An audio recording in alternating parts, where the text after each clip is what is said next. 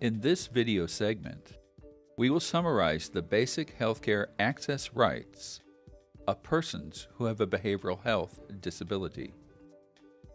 While state and federal laws have specific requirements to ensure access to affordable healthcare, there are too many to cover in today's video.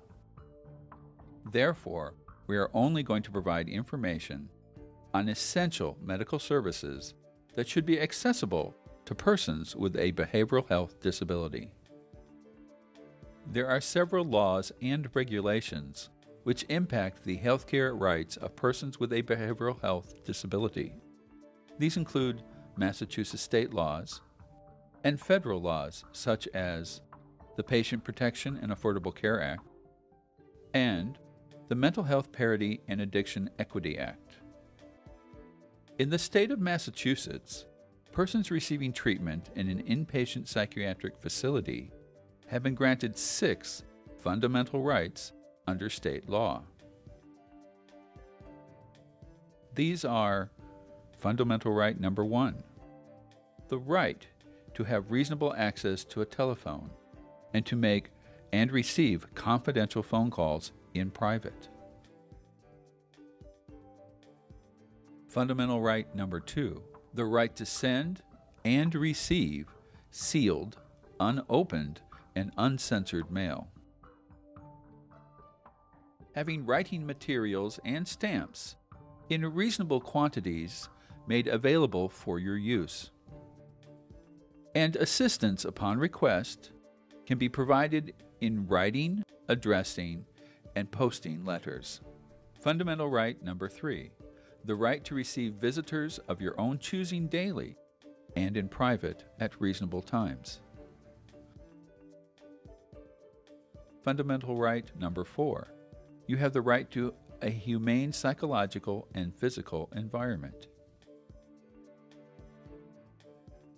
Each person may have accommodations which allow them privacy and security in resting, sleeping, dressing, bathing, toileting, and personal hygiene, as well as reading and writing.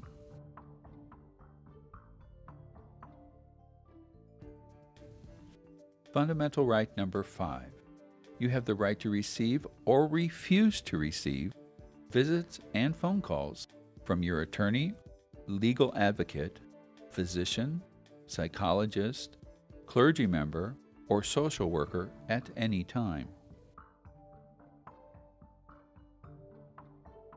Fundamental right number 6, you have the right to reasonable access to fresh air and outdoors if you're receiving treatment in an inpatient psychiatric facility.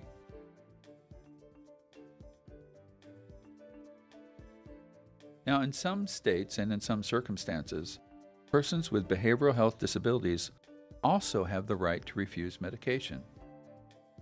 This right varies greatly by state and by specific circumstances. For additional information on the specific situations in which you might be able to refuse medication, please contact a lawyer within your state. Moving on to the Mental Health Parity Act, you have the following rights. The Act requires insurance plans offering coverage for mental or substance use disorders to make these benefits comparable to their medical and surgical coverage. Healthcare companies cannot put limits on receiving behavioral health services that they don't place on receiving medical services. Deductibles, copays, out-of-pocket maximums, and treatment limitations for mental health or substance use disorders must be no more restrictive than the same requirements or benefits offered for other medical care. Now we'll talk about the Affordable Care Act. The Affordable Care Act identifies mental health and substance use disorder services as one of the 10 core services that healthcare companies must provide. This includes behavioral health treatment, counseling, and psychotherapy.